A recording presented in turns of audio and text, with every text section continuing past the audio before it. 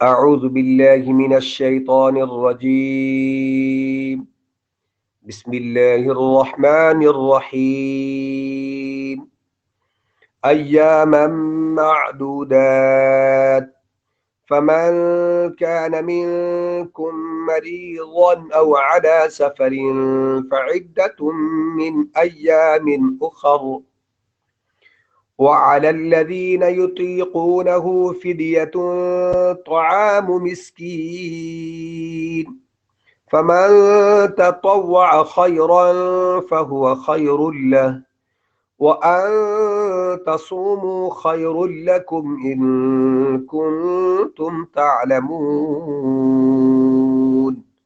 صدقت يا رب العالمين رب اشرح لي صدري ويسر لي أمري واحلل عقدة من لساني يفقهوا قولي اللهم إنا نسألك علما نافعا ورزقا واسعا وعملا متقبلا وشفاء من كل داء۔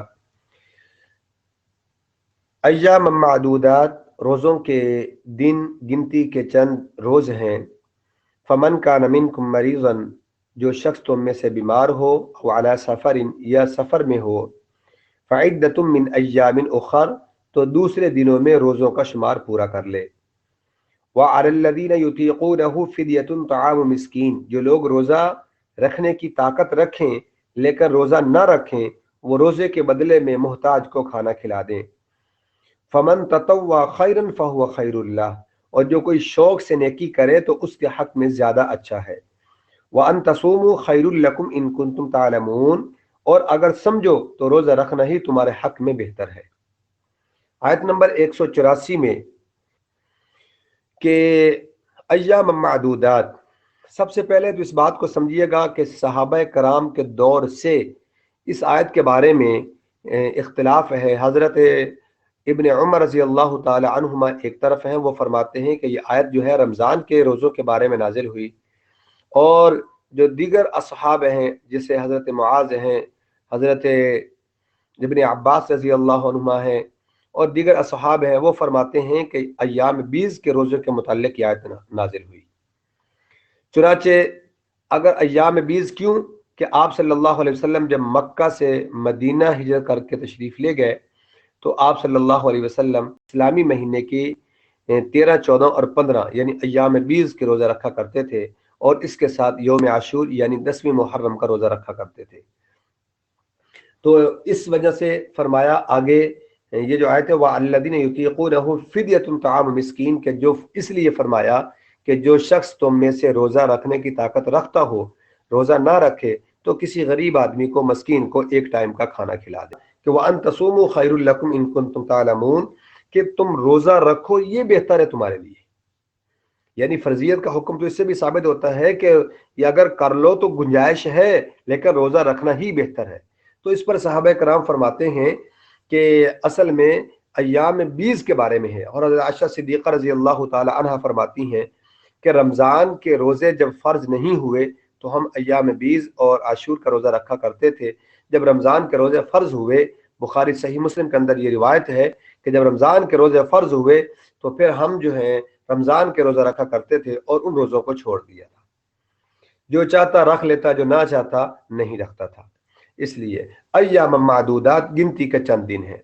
آگے کیا فرمایا؟ فمن کان منکم مریضا، جو شخص تم میں سے مریض ہو۔ اب مریض کیسا ہونا چاہیے اس پہ بات سمجھیے گا۔ مریض ایسی اس کی مرض ہو کہ اب اس کو یقین ہو جائے اسی مرض کے اندر وہ دنیا سے رخصت ہو جائے گا، تو اس حالت میں اب وہ کیا کرے؟ رمضان کے بعد کہتے ہیں اس پر کوئی فدیہ بھی نہیں ہے اور اس پہ کوئی قضا بھی نہیں ہے، کیونکہ اب اس نے اس مرض کے اندر وہ کیا ہے، دنیا سے رخصت ہو جانا ہے۔ ہاں اگر آدمی رمضان میں بیمار ہو جائے، سخت بیمار ہو جائے، اس کے بعد اللہ تعالیٰ اس کو صحت دے، جتنے دن وہ بیمار رہا ہے رمضان میں، مثلا اس کو 5 دن وہ بیمار رہا ہے اور اس کے بعد پھر اس نے روزہ رکھنا شروع کر دیے، پھر اس کی عید کے بعد اتنی اس کو مہلت مل جائے کہ جتنے اس کے روزے قضا ہوئے ہیں اتنے دن اگر اللہ نے اس کو زندگی دے دی تو اتنی اس کی قضا اس پہ ضروری ہے کہ وہ قضا کرے۔ ایک بات ذہن میں رکھیے گا کہ رمضان کا ایک روزہ جس نے جان بوجھ کے چھوڑ دیا، پوری زندگی اگر وہ روزے رکھتا رہے تو رمضان کے روزے کے ثواب کو نہیں پہنچ سکتا۔ یہ بات غور سے سنیے گا کہ جس شخص نے ایک روزہ رمضان کا جان بوجھ کے چھوڑ دیا، پوری زندگی اگر وہ رمضان کے روزے رکھتا رہے تو رمضان کے ایک روزے کے ثواب کو نہیں پہنچ سکتا۔ اس لیے رمضان کے روزے رکھنا بڑا ضروری ہے۔ فمن کان منکم مریضا، کہ مریض ہو۔ اب میں نے آپ کو بتا دیا کہ اس کی مرض جو ہے وہ انتہائی شدت کی ہو، اور یہاں پہ ایک اور بات سمجھ بھی آ گئی، اسی طرح ایک حاملہ عورت ہو یا بچے کو دودھ پلانے والی عورت ہو، اس کا چھوٹا بیبی ہے، اس کو دودھ پلاتی ہیں۔ اب اگر روزہ رکھیں گی تو اس عورت کے اپنے لیے یا اس بچے کے لیے، اسی طرح حاملہ ہے اس کے اپنے لیے یا اس کے پیٹ میں جو بچہ ہے اس کے لیے جان کا خطرہ ہو تو وہ بھی روزہ چھوڑ سکتی ہے۔ اور اس طرح آگے کیا فرمایا، او علی سفرین فعدۃ من ایام اخر فمن کان منکم مریضا او علی سفر۔ آگے دوسرا لفظ کیا ہے، سفر، کہ مسافر ہو۔ سفر کا فرمایا کہ سفر کتنا ہونا چاہیے، قرآن کے اندر اس کی بات، اس کی وضاحت نہیں ہے۔ احادیث سے نبی کریم صلی اللہ علیہ وسلم کے عمل سے اور صحابہ کرام کے افعال سے ہمیں معلوم ہوتا ہے کہ سفر کتنا ہونا چاہیے، اور فقہا نے اس میں بڑی بحث کی ہے۔ تو بہرحال اس نتیجے میں صحابہ کرام آپ صلی اللہ علیہ وسلم کے عمل سے یہ معلوم ہوا کہ سفر کا اتنا ہو کہ آدمی 3 دن کی مسافت ہو، کہ 3 دن وہ سفر کر سکے۔ 3 دن سے مراد یہاں سفر ہے کہ پیدل سفر ہو، اور اس کا حساب لگایا ہے کہ 48 میل، اور آج کل کے دور میں آپ کلومیٹر کے اعتبار سے دیکھا جائے تو تقریباً 76 کلومیٹر بنتا ہے۔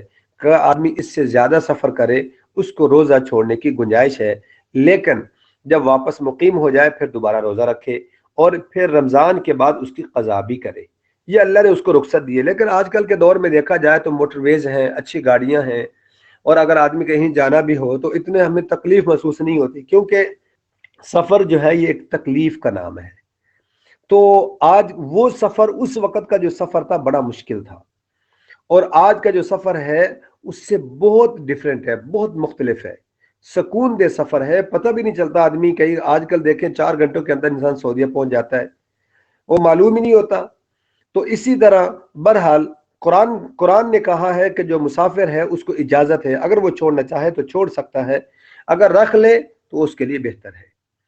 آگے کیا فرمایا، او علی سفر فعدۃ من ایام اخر، یعنی مریض اور مسافر اپنے فوت شدہ روزوں کی گنتی کے مطابق دوسرے دنوں میں روزے رکھنا اس پہ واجب ہے۔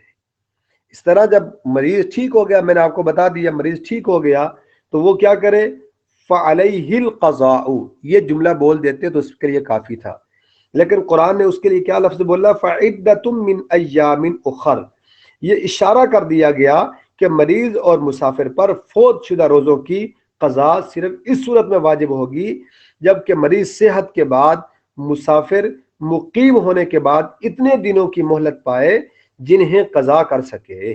اگر کوئی شخص اتنے دن سے پہلے ہی مر گیا اس پر قضا یا وصیت فدیہ لازم نہیں ہوگی۔ یہ بات بڑی ذہن میں رکھیے گا، اس لیے میں نے بتا دی۔ آگے کیا آگا، عدۃ من ایام اخر، کہ وہ روزہ رکھے تو اب اس کے روزے فوت ہو گئے، 10 روزے فوت ہوئے، تو وہ اب اس کی ترتیب کیا ہے، لگاتار روزے رکھے یا ایک روزہ چھوڑ دے، ایک کے بعد ایک رکھ لے، تھوڑا وقفے سے رکھ لے۔ تو یہاں قرآن نے کہا کہ دوسرے دنوں کے اندر اس کی تعداد پوری کرے جو اس کے روزے فوت ہو چکے ہیں۔ اب اس کی مرضی ہے، چاہے تو 10 روزے عید کے بعد لگاتار رکھ لے، اگر چاہے تو ایک دن روزہ رکھ لے، 2 دن چھوڑ دے، اب اس کو اللہ تعالیٰ نے اختیار دیا ہے، لیکن یہ ہے کہ روزہ رکھنا ضروری ہے، واجب ہے۔ وَعَلَى الَّذِينَ يُطِيقُونَهُ فِدْيَةٌ طَعَامُ مِسْكِينٍ، اللہ تعالیٰ نے یہاں پہ گنجائش ذکر کی کہ جو شخص روزہ رکھنے کی طاقت رکھتے ہیں لیکن اس کے باوجود روزہ نہیں رکھتے، ان کو چاہیے کہ کسی مسکین کو، غریب کو ایک ٹائم کا کھانا کھلا دیں۔ وَعَلَى الَّذِينَ يُطِيقُونَهُ فِدْيَةٌ طَعَامُ مِسْكِينٍ، کہ وہ کیا کرے، مسکین کو کھانا کھلا دے اپنی استطاعت کے مطابق، لیکن روزے کا ایک خاص فدیہ ہے وہ میں انشاءاللہ آگے جا کے بتاتا ہوں۔ لیکن صحیح بخاری، مسلم، ابو داؤد، نسائی، ترمذی، طبرانی وغیرہ تمام आइम्मा हदीस ने हजरत सलमा बिन अकवा रजी अल्लाह तआला अन्हु से नकल किया है कि जब ये आयत व अलल्लज़ीना युतीक़ूनहु नाजिल हुई तो हमें इख्तियार दिया गया था कि जिसका जी चाहे रोजे रखे, जिसका जी चाहे फिदिया दे दे। फिर जब दूसरी आयत, आगे वाली आयत इंशाअल्लाह वो आने वाले दिनों के अंदर वो आप सुनेंगे उसकी तफसीर, मन शाहिद मिनकुम मुश्शहर फलयसुम, यहाँ अमर का सीगा है, अमर का मतलब हुक्म का सीगा है। जब ये आयत नाजिल हुई तो हमें ये इख्तियार हमारा ये इख्तियार खत्म कर दिया गया कि अब हर हाल में रोजे रखने पड़ेंगे। लेकिन जो मैंने आपको बता चुका हूं कि ये जो लोग हैं ये मुस्तस्ना है। इसी तरह आगे उसका आया कि फिदिया वो कितना दे, अगर रोजा छूट जाए तो उसका फिदिया कितना दे, तो तकरीबन 2.25 सेर बनता है, यानी एक रोजे का फिदिया 2 किलो गंदम है। जो आदमी जिस मुल्क में रह रहा है उस मुल्क की मार्केट वैल्यू के हिसाब से फिदिया अदा करेगा। अगर आदमी की हैसियत 2 किलो गंदम की है तो वो किसी गरीब मस्कीन को 2 किलो गंदम दे या 2 किलो गंदम के बराबर जो कीमत बनती है वो अदा कर दे। इसी तरह अगर उसकी हैसियत 2 किलो खजूर की है या जौ की है या किशमिश की है तो उस हिसाब से वो अदा कर दे या उसकी कीमत किसी गरीब मस्कीन को दे दे। बाजार में उसकी कीमत मालूम करें, जो उसकी कीमत होगी 2 किलो के हिसाब से उस कीमत के उसको पैसे दे दे या उसको खाना खिला दे, दोनों बात ठीक है। अल्लाह ताला हम सबको कुरान और हदीस पर अमल करने वाला बनाए, इस रमज़ानुल मुबारक की बरकतें हम सबको समेटने वाला बनाए।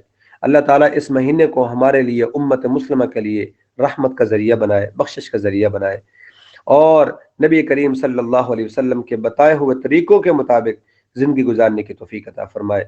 व आखिर दावाना अनिल हम्दुलिल्लाहि रब्बिल